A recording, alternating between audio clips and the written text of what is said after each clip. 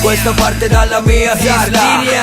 Per tutti quelli che faticano a capirla, beh, ad ogni modo siamo gente anche divertente, ma sempre con dei valori tra i veri del continente. Qua regna desolazione, meno nella stagione estiva, d'inverno morte apparente, d'estate la vita. Tu c'hai la villa, la pilla, ci vieni in cricca, ma dimmi che come fai a capirla?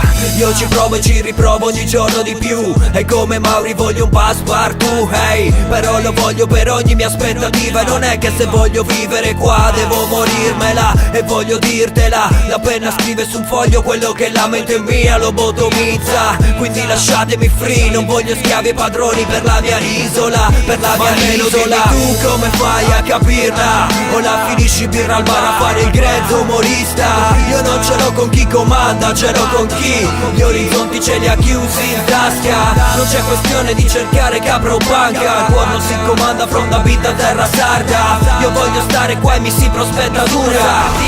Io per il futuro c'ho paura. Ma dimmi tu come fai a capirla? Che gentilmente mi rispondi farisca.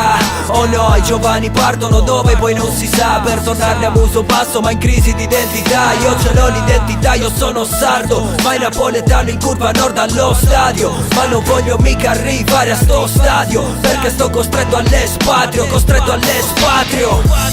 Non trovo niente né appigli né altro, il nodo intorno alla gola, forse un cucchiaio. Come Giacomino non lo faccio, cerco la mia via, non prendo la mia vita in ostaggio. E non è che criticare mi faccia sentire meglio, ma è meglio di fare finta di vivere nell'immenso, immenso nulla, dalla mia culla, fronterra sarda ce la mettiamo ma almeno tutta. Dimmi tu come fai a capirla? O la finisci birra al bar a fare il grezzo umorista?